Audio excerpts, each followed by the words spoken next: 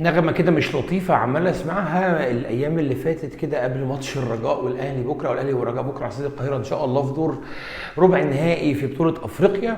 إن الرجاء وحش في الدوري، وإن الرجاء في المركز السادس. وين وين وين يا جماعة، إحنا بتوع كورة. راجع كده وبص حتى على الشامبيونز ليج، بص الأربعة اللي صعدوا، بص 3 منهم عاملين إزاي.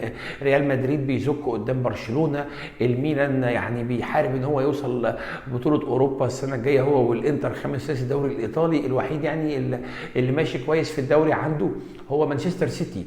يعني ما بلاش القياسات الغريبة دي، وخلينا نكون عندنا من الدافع ان احنا ان شاء الله نكون ساندين فرقتنا، وان احنا نكون بكرة ورا فرقتنا، والفرقة تكون قد المسؤولية ان شاء الله، ويكون لينا نتيجة ايجابية قوية جدا تساعدنا في مركب محمد الخامس في لقاء العودة باذن الله كمان اسبوع.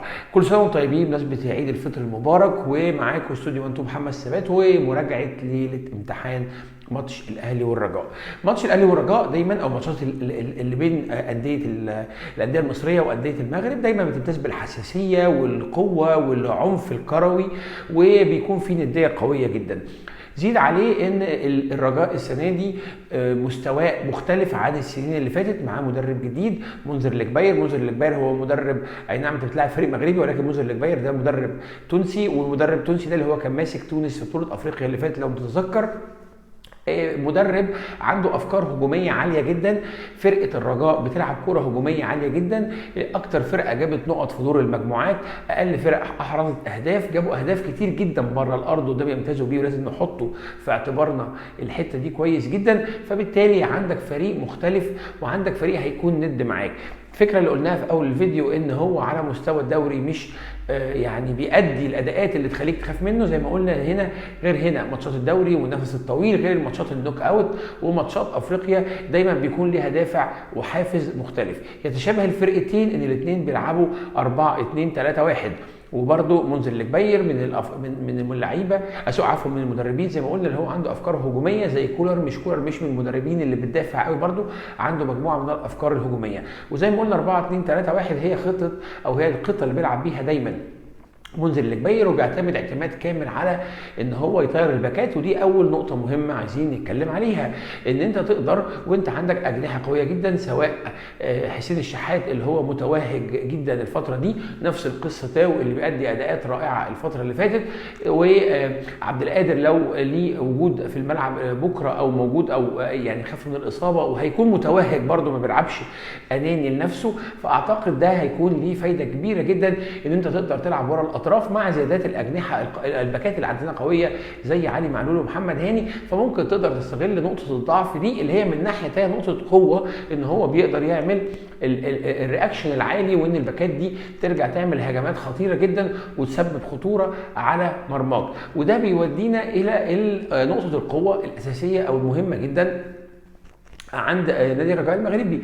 يعني راس الحربة عندهم حمزة خابة هداف الدوري، هداف الفريق عندهم في الدوري، وهداف في افريقيا. لعيب هيدر كويس جدا، لما بيطير الباكات بيلعبوا كرة عرضية ممتازين بيها جدا، وبرده ممتازين بحته الشوط من خارج ال 18 او الشوط البعيد. لو لقوا الفرقه اللي قدامهم مقفله تقفيلات ما تقدرش ان انت تعدي منها، فبيعتمدوا ساعتها على التصويب من بعيد. وطبعا كلنا عارفين ان احنا عندنا مشكله في التصويب من بعيد، وخصوصا مع محمد الشناوي اللي كان يعني احد اسباب هزيمتنا في نهائي السنه قدام الوداد، شوطه من بعيد ما قدرش يتعامل معاها بشكل جيد. واحنا عارفين ان محمد الشناوي نفسيا وذهنيا مش مظبوط قوي اليومين دول. فمن اهم النقط اللي محتاج خط النص فعلا ياخد باله منها جدا، يعني الثلاثه الموجودين في نص الملعب، ان هو ما يدوش مساحات للتصويب بسهوله لخط النص او خط الهجوم بتاع الرجاء المغربي، لان هم عندهم ميزه كبيره جدا في الحته دي. وفي نفس الوقت عندهم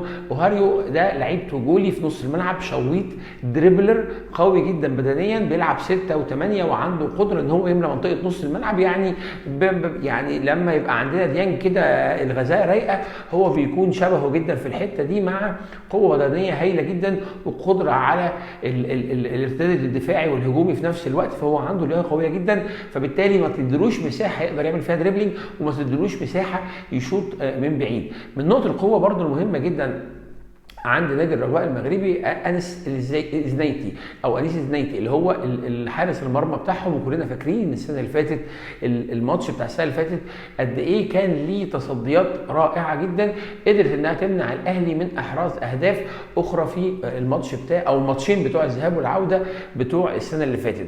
لكن ما يعيب برضو الرجاء المغربي هو خط الدفاع بتاعه، ويعني المساحات اللي بينهم يقدروا نعمل كور طوليه او كور ثرو باسز كتيره جدا، لان هم عندهم سنه بطء شديده جدا ممكن تقدر تستغلها مع طيران الاجنحه اللي احنا اتكلمنا عليه من شويه. فبالتالي ان انت تقدر تستغل الحته دي عندهم تقدر تجيب فيها اهداف او تجيب بيها اهداف تريحك في ماتش العوده. وهنا هنرجع لنقطه ان انت ما ينفعش تهدر اهداف كتير، ولازم الفرصه تبقى جول، وما ينفعش عندك رفاهيه ان انت تضيع اهداف بشكل كبير جدا، لان دي هتاثر علينا سلبيا في ماتش العوده.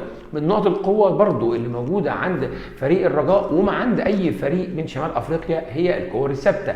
يمتازون بشده بالكور الثابته سواء الضربات الركنيه او الفاولات على حدود ال 18، وده يخلينا برضو نتكلم ان احنا ما نستسهلش ان احنا نعمل فاول في حتت ممكن تمثل علينا خطوره، واحنا عارفين كويس جدا ان احنا على مستوى الدفاعي في الكور العاليه برضو عندنا سن الضعف او لخبطه او عدم تنظيم في الحته دي، فهتؤدي ان احنا يكون في خطوره علينا من الكور اللي زي ديت. دي نقط اللي احنا جمعناها من الماتشات اللي شفناها لفريق الرجاء. فريق الرجاء اخر 3 أو 4 ماتشات نتائجه سلبيه جدا في الدوري المغربي. في ماتش الوحيد اللي كسبه في اخر 3 4 ماتشات كسبه بضربات الجزاء بعد ما تعادل في الوقت الاصلي، ولكن بشكل عام هو عنده مشاكل في الدوري المحلي ما شفناهاش في بطوله افريقيا اللي زي ما قلنا جمع اعلى نقط ممكنه، وهذا غير هذا تماما. الفرقتين يعني عندهم مشكله هما الاثنين يعني بيشتركوا فيها، ان الفرقتين عندهم اجهاد شديد جدا نتيجه ضغط المباريات، وسواء الدوري المغربي او الدوري المصري الاتحادين بتوعهم بيحاولوا يخلصوا الدوري في اسرع وقت ممكن، فده ضاغط اللعيبه. كولر بيعمل روتيشن كويس جدا، اي نعم هناك ما اعرفش بيعمل هذا الروتيشن ولا لا، مش متابعين بالشكل اللي يبين لنا الحته دي، بس ما عندوش روتيشن القوي قوي الظاهر زي ما بيعمل كولر. ولكن عنده مشكله زي ما احنا قلنا ان هو عنده فكر هجومي شديد جدا، لان حتى لو يعني لما شفنا ماتشه مع الوداد اللي فات في الدوري شفنا ان هو كان متقدم 2-1 وكان مسيطر وكان مهاجم. وانت لما تيجي تلعب ماتش قمه او ماتش يعني على قمه دوري في محلي في بلد معينه، لو انت متقدم وفاضل دقايق معينه بتبدا تتراجع او تقفل دفاعاتك، ولكن منذر الجبير ما عملش الحته دي وكمل واستمر في العمليه الهجوميه. ده فتح مساحات وقدر يخلي الوداد يتعادل في نهايه الماتش. هل نفس الفكر ده هيقدر يأدي بيه وان هو يهاجم ويدي المساحات دي للاهلي جوه استاد القاهره؟ ما اعرفش اذا كان هياخد القرار الصعب ده ولا لا، ولكن في الحالتين لو هو عمل ده هتكون ميزه للاهلي، ولو ما عملوش الفرقه ما هياش متعوده على عمليه الزون ديفنس او الزون ديفنس او دفاع المنطقه، فبالتالي ممكن تقدر تستغل الحته دي عندهم. في رايي الشخصي التشكيل الامثل لماتش بكره ان شاء الله هيكون طبعا محمد الشناوي في حراسه المرمى. رايي ان محمد متولي ومحمود متولي ومحمد عبد المنعم هم اللي يكونوا الاستوبرات، وعندك طبعا علي معلول. يعني هقول خالد عبد الفتاح لان انا ما بضمنش محمد هاني قوي في النواحي الدفاعيه والكور العاليه، ولكن طبعا هو في الاغلب يلعب بمحمد هاني، واعتقد ان هو هيحتاج يلعب 3 في نص الملعب، مش هيلعب ببلاي ميكر، مش هيكون مثلا وجود قفشه او القندوسي او دول. اعتقد ان ال3 اللي في نص الملعب اللي هيلعب بيهم هيكون مروان والسوليه، واعتقد ان هو هيميل اكتر لحمدي فتحي من اليو ديانج اللي هو عنده مشاكل في الميس باس الكتيره، فبالتالي ما عندوش رفاهيه ان هو يلعب على الحته دي. واعتقد خط الهجوم هيكون من بيرسي تاو على اليمين وحسين الشحات على الشمال، وراس الحربه هيكون محمود عبد المنعم كهربا. ده وجهه نظرنا في الماتش ان شاء الله بكره. نتمنى ان شاء الله انتصار مريح يسهل عمليه العوده او عمليه ماتش العوده قدامهم، لان الماتشات طبعا في المغرب بتكون صعبه جدا وفي حضور جماهيري صعب جدا، وباذن الله الاهلي يقدم عيديه لجمهوره في تاني ايام العيد. وكل سنه وانتم طيبين مره ثانيه، وعيد فطر مبارك على الجميع. ولو عجبتكم الحلقه ما تنسوش تدعمونا باللايك والشير والسبسكرايب وتشيروها، واشوفكم الحلقه الجايه ان شاء الله بكره بعد الماتش واحنا منتصرين فوز مريح باذن الله. سلام.